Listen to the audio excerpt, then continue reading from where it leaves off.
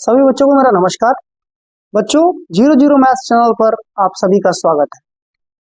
कक्षा 11 और कक्षा 12 के एग्जाम शुरू होने वाले हैं। कक्षा 12 के बोर्ड एग्जाम है और कक्षा 11 के ईयरली एग्जाम है। गणित के स्टूडेंट्स जानते हैं कि उसमें गणित में एक बहुत ही इंपॉर्टेंट चैप्टर है जिसका नाम है रिलेशंस एंड फंक्शंस। ये चैप्टर कक्षा 10 के बाद लगभग हर एक क्लास में हर एक जगह आपको देखने को मिलता है। तो आज हम आपके लिए यही चैप्टर लाए हुए हैं और उम्मीद करूंगा कि आपको ये चैप्टर पूर्ण रूप से समझा सकूंगा। तो चलिए स्टार्ट करता हूं। रिलेशंस एंड फंक्शंस, संबंध तथा फलन। इसकी शुरुआत आप मान के चल सकते हैं सेट्स से होती है। अगर आपको समुच्चय चैप्टर क्लियर है तो इसमें काफी आसानी से आप चीजें समझ पाएंगे। तो थोड़ा इंट्रोडक्शन में सेट्स का दूंगा, समुच्चय जो आप पढ़ चुके हैं। इसके बाद हम लोग रिलेशंस एंड फंक्शंस के बारे में जानेंगे। तो शुरू करते हैं। सेट्स क्या होता है? आप सभी लोग जानते हैं set is a well defined collection of objects. Collection of objects, जैसा कि आप लोग घर पे भी बहुत सारी चीजों का कलेक्शन बनाते हैं, लेकिन वो सारे कलेक्शंस जरूरी नहीं है कि सेट हो। सेट का वेल डिफाइंड होना, कलेक्शन का वेल डिफाइंड होना अति आवश्यक है। आप कलेक्शन बनाते हैं, जैसे आपके पास डिफरेंट डिफरेंट मैथ्स की बुक्स हैं, उनका कलेक्शन बनाते हैं। पेन्स हैं, बेस्ट फ्रेंड्स हैं, उनका कलेक्शन बनाते हैं। तो कलेक्शन में तो आप किसी भी चीज का कलेक्शन बना सकते हैं, कई सारे ऑब्जेक्ट्स लेकर के। लेकिन सेट हम उसी को कहेंगे जो वेल डिफाइंड कलेक्शन होगा। मतलब कि सारे कलेक्शंस सेट नहीं होते। क्या चीजें जरूरी है? वेल डिफाइंड होना बहुत जरूरी है, ठीक है।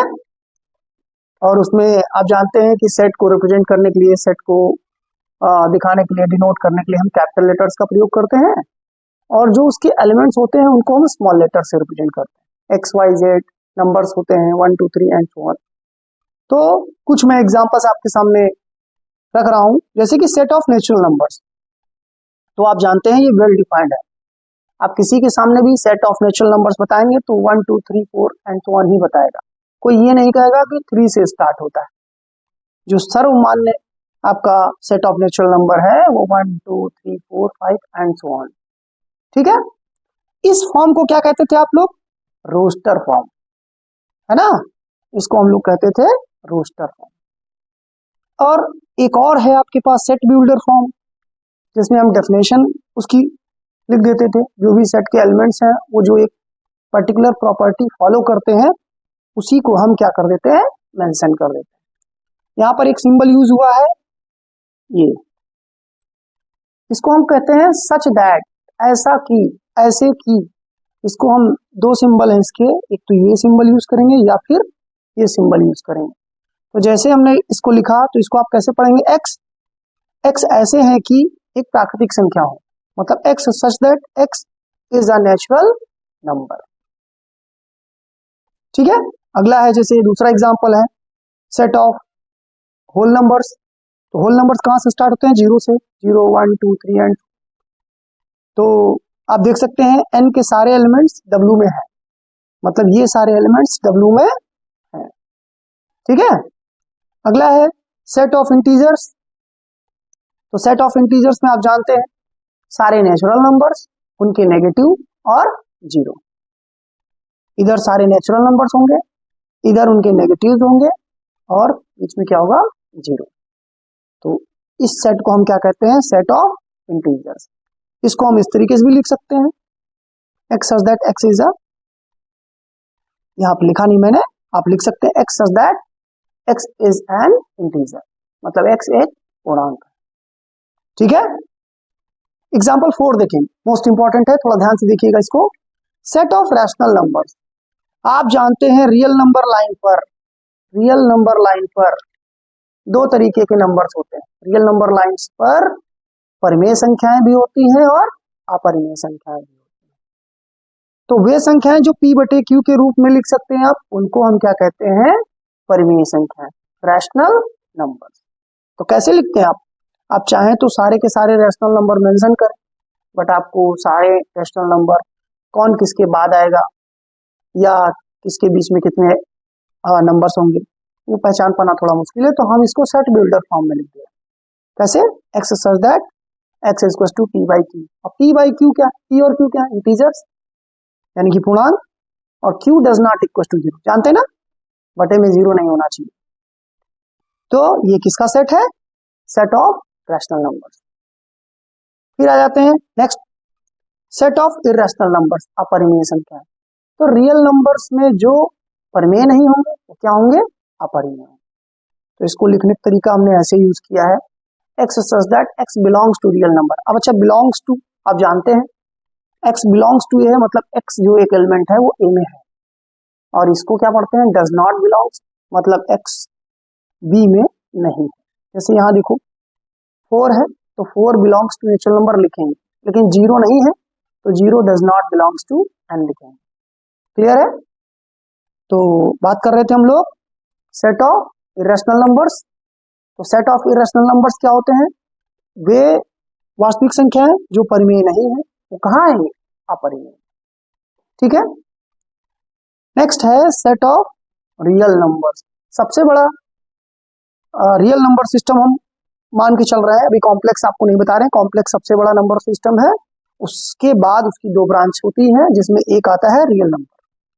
तो सेट ऑफ रियल नंबर की अगर हम बात करें तो इसको हम माइनस इनफाइनाइट से प्लस इनफाइनाइट ऐसे लिखते हैं, यानी कि जो पूरी रियल नंबर लाइन होती है माइनस इनफाइनाइट से प्लस इनफाइनाइट, इस पूरी रियल नंबर लाइन पर जितने नंबर हैं वो सब के सब क्या है? Real number. ठीक है।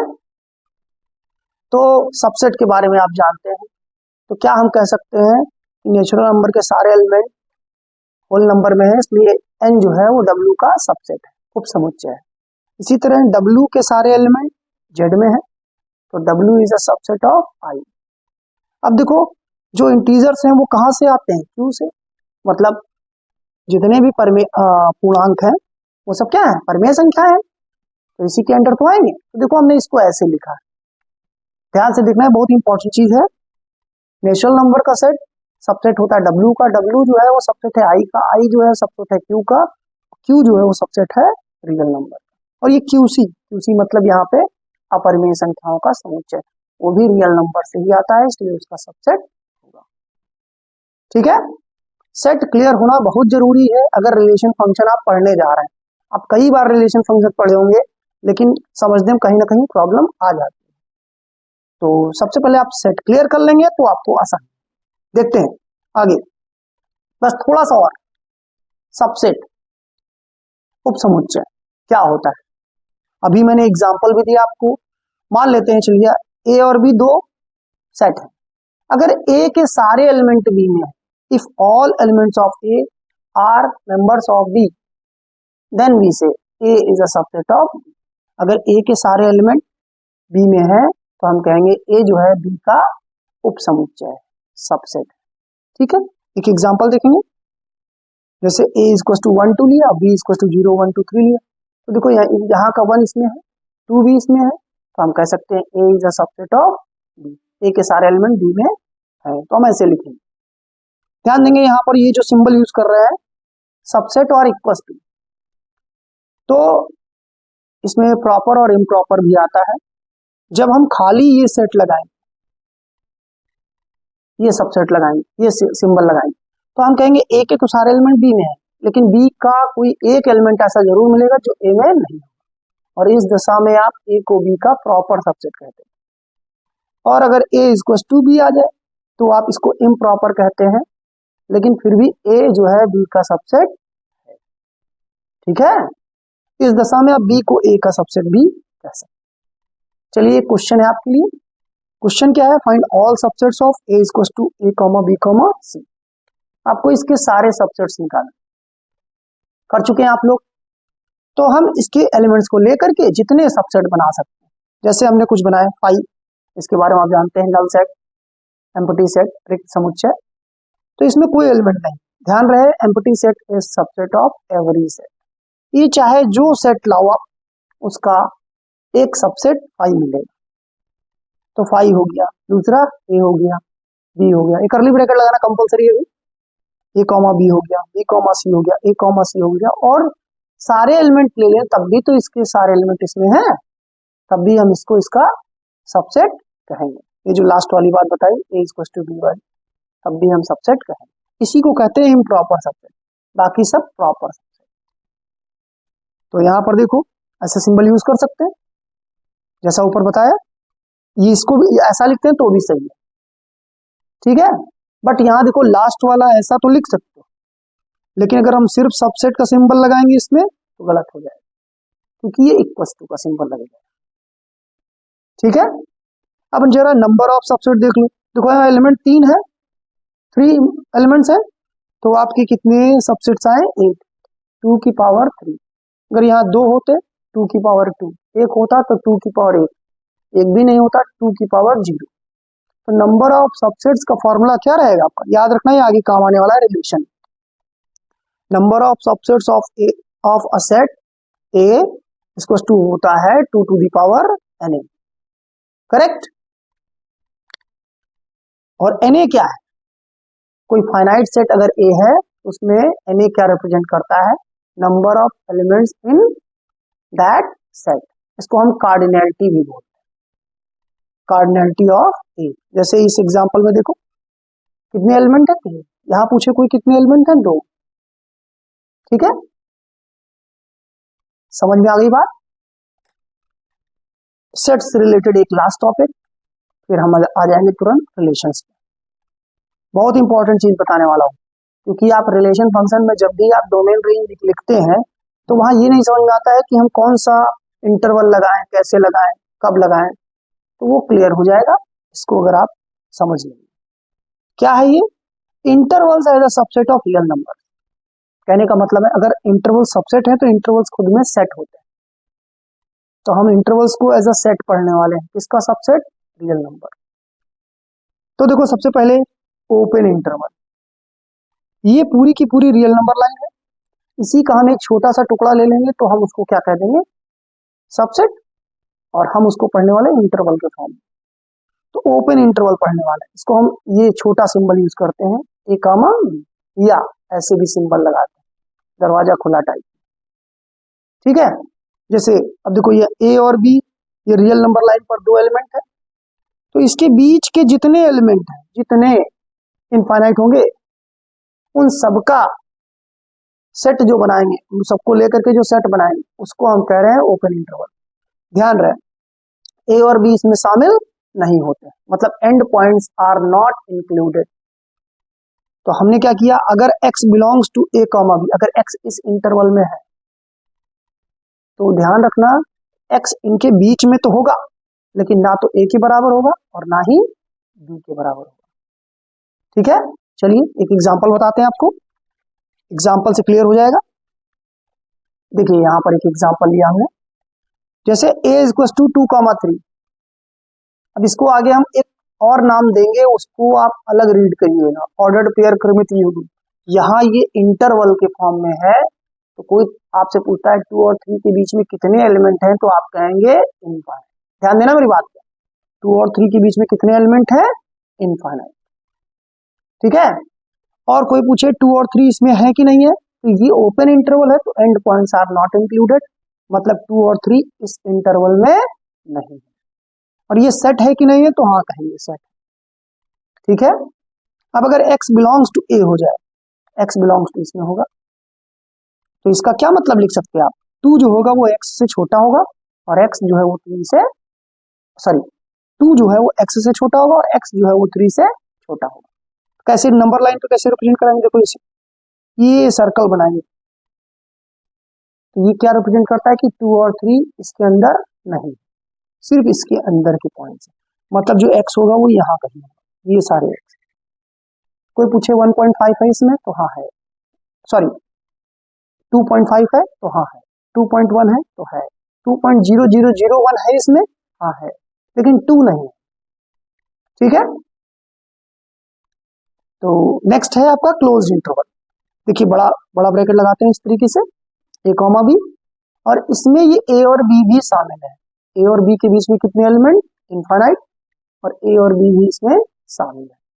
अगर हम इसको सेट मान के चलते हैं और कहते हैं x belongs to a comma b, इसका मतलब है कि a less than equal to x less than equal to b, मतलब x की वैल्यू a के बराबर भी हो सकती है, b के बराबर भी हो सकती है और बीच में तो होगी। ठीक है, इसका एग्जांपल देख लें। जैसे हमने d इक्वल टू 2,3 लिखा, is a set, x belongs to d लिखा, तो अगर x बिलोंग्स टू d है तो इसके बीच में होगा और 2 और 3 भी हो सकता है, तो 2 less than equal to x less than equal to 3, correct. इसके लिए हम डार्क सर्कल यूज करते हैं। ये क्या इंडिकेट करता है किसी रियल नंबर लाइन पर कि हाँ 2 और 3 भी इसके अंदर शामिल। ठीक है, अब आप बड़े ब्रैकेट और छोटे ब्रैकेट का मतलब समझ गए होंगे। तो देखो semi open semi close intervals, देखिए a कॉमा बी, ए की तरफ से बड़ा ब्रैकेट, बी की तरफ से छोटा ब्रैकेट, तो इससे क्या समझ में आता है कि जो a है वो इस इंटरवल में शामिल है लेकिन b इस इंटरवल में शामिल नहीं, और यहाँ पर इधर से ओपन है इधर से क्लोज है। तो देखो जिधर से क्लोज होगा डार्क सर्कल, जिधर से ओपन होगा सिर्फ सर्कल।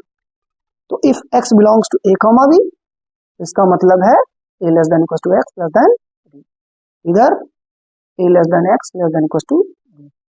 एग्जांपल भी देख सकते हैं आप, if a is equal to 2,3, x belongs to a, तो यहाँ पर इक्वल टू लगाएंगे 2 की साइड, 3 की साइड नहीं लगाएंगे, इधर वाले में 2 की साइड नहीं लगाएंगे और 3 की साइड इक्वल टू लगाएंगे, करेक्ट। तो सेट क्लियर हो गया आपका। इसके बाद आपका रिलेशन शुरू होता है। देखिए यहाँ तक का सेट्स का रिवीजन था और ये सेट्स हमने इसलिए रिवाइज करवाया क्योंकि रिलेशंस में हम इतना चीजें यूज करें, और जो लास्ट में आपको intervals as a subset of real number बताया वो कहाँ यूज करेंगे, फंक्शंस। ठीक है, तो चलिए रिलेशंस देखते हैं। रिलेशन जैसे आपके घर में रिलेशंस होते हैं वैसे ही मैथ्स में भी रिलेशन स्टडी किए जा सकते हैं, बस वहां पर आप माता पिता भाई बहन में रिलेशन पढ़ते थे, यहाँ पर आप दो सेट्स के बीच में रिलेशन पढ़े कि एक सेट दूसरे सेट से कैसे रिलेटेड है, उसके बीच में क्या रिलेशन क्या संबंध बताया गया। ठीक है, तो रिलेशन पढ़ने से पहले जस्ट आपको दो चीजें पढ़नी है। पहला है ऑर्डर्ड पेयर्स, इसको हम हिंदी में क्या कहते हैं, क्रमित युग्म। ध्यान दें, इस पर क्वेश्चन पूछा जाता है कक्षा 11 में। ऑर्डर्ड पेयर क्रमित युग्म क्या होता है। N ordered pair consist of 2 object, इसमें 2 ऑब्जेक्ट होते हैं, 2 एलिमेंट होते हैं और जो कि एक फिक्स्ड ऑर्डर में होते हैं, मतलब एक दिया हुआ ऑर्डर फॉलो करते हैं। फॉर एग्जाम्पल मैंने जैसे लिख दिया a कामा b, अभी आपने इसको इंटरवल फॉर्म में पढ़ा था, वो दूसरी चीज थी। वहां a और b के बीच में कितने एलिमेंट थे, इनफाइनाइट, और यहाँ इसमें कितने एलिमेंट हैं, सिर्फ 2। कितने हैं, सिर्फ 2, एक a और एक b। इसमें a और b शामिल है, उसमें a और b शामिल नहीं होते थे। तो अंतर क्लियर हुआ, कंफ्यूज नहीं होइएगा। अब देखिए कुछ नोट है। इफ मान लीजिए आपके पास 2 ऑर्डर्ड पेयर है, 2 क्रमित युग्म है, ऐसे हैं कि दोनों इक्वल हैं आपस में। तो अगर ये दोनों इक्वल हैं, ध्यान दीजिए इस पर क्वेश्चन आता है, अगर ये दोनों इक्वल हैं तो इनके फर्स्ट कंपोनेंट के बराबर, सेकंड कंपोनेंट सेकंड कंपोनेंट के बराबर। इसमें 2 कंपोनेंट है, फर्स्ट एंड सेकंड, यहाँ भी फर्स्ट एंड सेकंड। तो फर्स्ट वाला फर्स्ट के इक्वल, मतलब x1 इक्वल टू x2, और सेकंड वाला यहाँ क्या है y1, यहाँ सेकंड वाला क्या है y2, तो y1 इक्वल टू y2। ठीक है, एक और नोट, अगर a comma b does not equal to b comma a in general, मतलब अगर आपको कहीं 2,3 लिखा है तो उसको आप 3,2 नहीं लिखिएगा, ये गलत माना जाएगा। ठीक है, ये तभी बराबर होंगे जब a और b खुद आपस में बराबर हो। ठीक है, चलिए एक एग्जांपल करते हैं ऑर्डर्ड पेयर्स रिलेटेड। तो देखिए if 3x minus 2 y minus 3 equal to x plus 1 2y plus 2, ये 2 क्रमित युग्म है, ऑर्डर्ड पेयर्स है, आपस में क्या है, बराबर है। बराबर है तो इनके कंपोनेंट्स भी क्या होंगे, आपस में बराबर होंगे। मतलब अगर मैं लिखता हूं 3x minus 2 equal to x plus 1, ये पहला कंपोनेंट हो गया, और तथा y माइनस 3 बराबर 2y प्लस 2। क्लियर, अब इस x को इधर लाओ तो बचेगा 2x, 2 को उधर ले जाओ तो 3 हो जाएगा। यहां पर ये कितना हो जाएगा, आपको हो जाएगा y minus 2y equals to 3 plus 2, बचेगा माइनस वाई बराबर 5, y इक्वल्स टू माइनस 5, और यहाँ पे x इक्वल्स टू कितना आ गया 3/2। क्लियर? तो देखिए x और y की वैल्यू निकल आई। तो क्या करना है आपको, फर्स्ट कंपोनेंट के बराबर, सेकंड कंपोनेंट के बराबर करना है। ठीक है, इसके बाद आपका आता है Cartesian product of sets. Important है, कार्तीय गुणन, समुच्चयों का कार्तीय गुणन। मान लेते हैं आपके पास ए और बी दो समुच्चय दिए गए जो कि नॉन एम्प्टी, मतलब कि फाई नहीं, नल सेट नहीं। तो इसकी डेफिनेशन क्या है, अगर आप ए क्रॉस बी निकालने जा रहे हैं तो आपको ऑर्डर्ड पेयर्स का सेट बनाना है, सारे ऑर्डर्ड पेयर्स, जहां पे फर्स्ट कंपोनेंट कहां से आएगा, पहले सेट से, और सेकंड कंपोनेंट कहां से आएगा, दूसरे सेट से। मतलब जैसे हम ए क्रॉस बी लिखने जा रहे हैं, ए कॉमा बी हो, the set of all ordered pairs A comma B such that A belongs to A, मतलब पहला एलिमेंट कहां से, ए से, and B belongs to B, is called the Cartesian product of the sets A and B and is denoted by A cross B. तो देखो कैसे लिखा, A cross B equals to, ये ऑर्डर्ड पेयर्स का set है, ध्यान रहे ए cross B भी एक सेट है, इसका ऑर्डर्ड पेयर्स का, और वो सारे ऑर्डर्ड पेयर्स जो होंगे उनमें पहला एलिमेंट कहां से आ रहा होगा, ए से, और दूसरा एलिमेंट कहां से आ रहा होगा, बी से। करेक्ट? देखिए एक एग्जांपल, जैसे हमने लिया इफ ए इक्वल्स टू ले लिया A comma B, B equals to ले लिया 1 2 3, और हम निकालने वाले ए क्रॉस बी। तो आपको सारे ऑर्डर्ड पेयर्स लिखने हैं। जैसे हम देखें ए के पहले एलिमेंट से कितने ऑर्डर पेयर बनेंगे, A comma 1, A comma 2, A comma 3, तो देखिए तीनों लिखे हमने। फिर B comma 1, B comma 2, B comma 3 लिखे, ये हो गए ऑल ऑर्डर्ड पेयर्स। पहला एलिमेंट कहां से आना चाहिए, पहले सेट से, दूसरे एलिमेंट्स कहां से आने चाहिए, दूसरा कंपोनेंट कहां से आना चाहिए, बी से। ठीक है, चलिए आप बताइए इसमें कितने नंबर ऑफ एलिमेंट आए, एक, इसको पूरा को एक पढ़ेंगे, 2 3 4 5 6। तो देखिए यहाँ 2 एलिमेंट थे, यहाँ 3 एलिमेंट थे, और 2 3 6। तो यहाँ एक रिलेशन ये बनता है कि अगर हम number of element in A cross B की बात करें तो N A into N B के बराबर होता है। ठीक है, और एक चीज, ए कॉमा 1 अगर बिलोंग कर रहा है इसमें, तो इसका उल्टा आप इसमें बिलोंग नहीं करवाएंगे, मतलब इसको ए कॉमा 1 को 1 कॉमा ए नहीं मानेंगे, ऊपर में समझा चुका। ठीक है, ओके। नेक्स्ट देखेंगे, अगर इनमें से, इन दोनों सेट्स में से अगर कोई एक नल सेट हो जाए, तो इनका ए क्रॉस बी भी क्या हो जाता है, 5। ठीक है, in general A cross B does not equal to B cross A, उल्टा मान के नहीं चले। चलिए जरा नंबर ऑफ सबसेट्स बताइए। पहले आपको फॉर्मूला बताया था मैंने 2 टू दी पावर n, जितने ए में एलिमेंट होते थे तो हम 2 टू दी पावर n लगा देते थे। यहाँ बताइए number of subsets of A cross B. तो अभी आपको बताया था ए क्रॉस बी में कितने एलिमेंट होते हैं, n ए क्रॉस बी, तो हम क्या करेंगे, सिर्फ 2 to the power n A cross B लगा देंगे। करेक्ट, मतलब हम कितने सबसेट्स बना सकते हैं। जैसे आप पीछे देख लीजिए, एक एग्जांपल मैं दे रहा हूं। जैसे आपने a इक्वल टू 1 कॉमा 2 लिखा, b equal to a comma b comma c लिखा, तो पहली बात तो आपके पास a क्रॉस b क्या आ जाएगा, 1 comma a, 1 comma b, 1 comma c, और फिर क्या आ जाएगा 2 comma a, 2 comma b, 2 comma c आ गया, 2 कॉमा c। यहाँ पे अगर मैं एक छोटा सा सेट लिख लूं, सपोज कर लिया r इक्वल टू मैंने लिख दिया 1 कॉमा a और 1 कॉमा b, तो आप बताइए ये जो r है वो a क्रॉस b का सबसेट है कि नहीं, हम ऐसे लिख सकते हैं, r is a subset of a cross b, ये एक सबसेट हुआ। ऐसे कितने सबसेट बन सकते हैं, 2 to the power n A cross b। यहाँ देखिए 2 दो दो तिहाई 6, तो 2 टू द पावर 6, समझ रहे हैं, 64 सबसेट्स बनेंगे, उनमें से एक ये देखो लिखा हुआ है। ठीक है, आगे चल के हम इसको रिलेशन बोलने वाले हैं। तो कार्तीय गुणन आपको समझ में आ गया।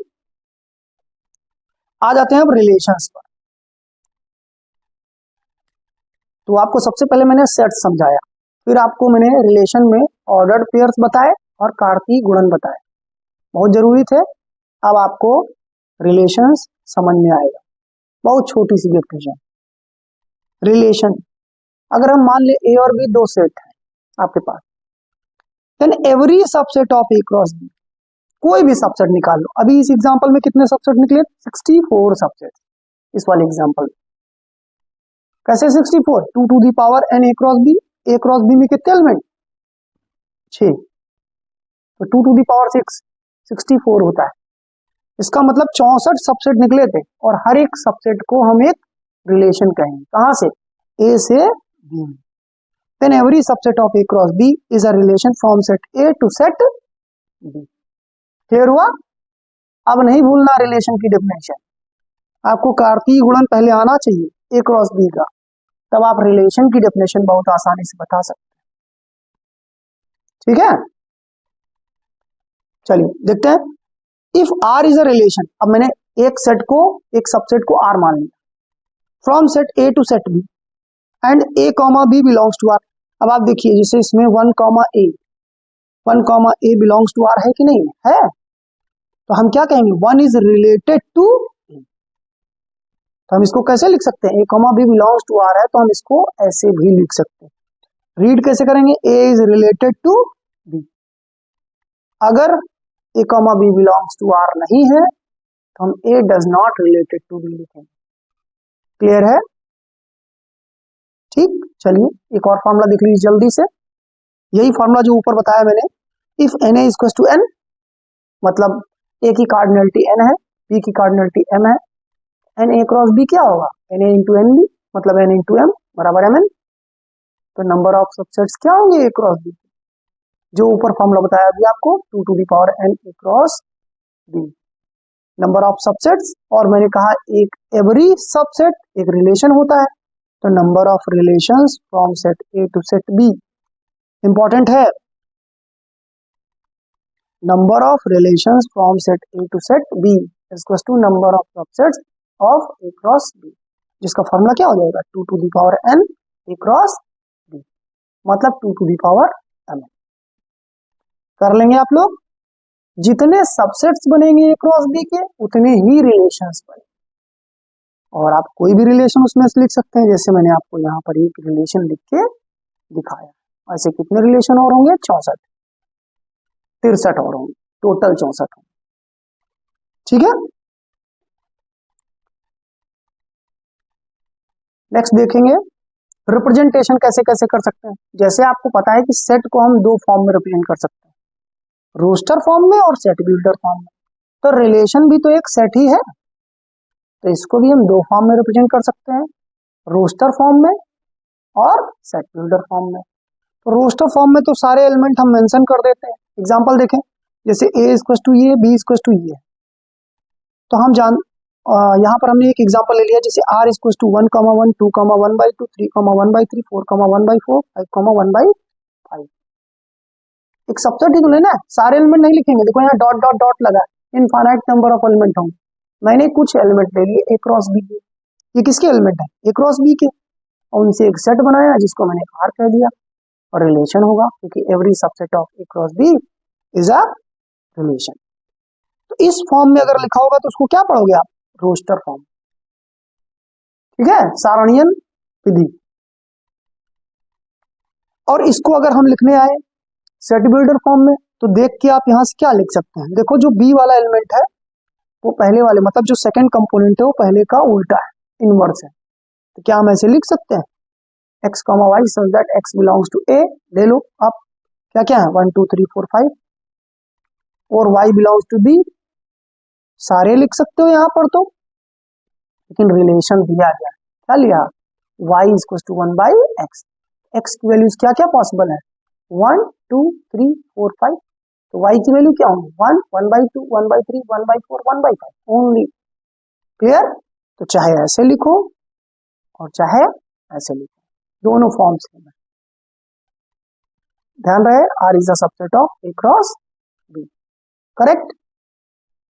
नेक्स्ट है domain and range of a relation. देखो नाम आ गया, डोमेन एंड रेंज।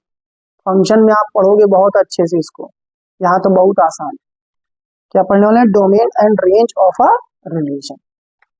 एग्जांपल से क्लियर करा देते हैं। इसमें देखो जैसे एक रिलेशन लिखा हुआ, जो पहले कंपोनेंट्स हैं उनका कलेक्शन अगर ले लें, उनका सेट बना लें, इसको कहते हैं डोमेन ऑफ आर।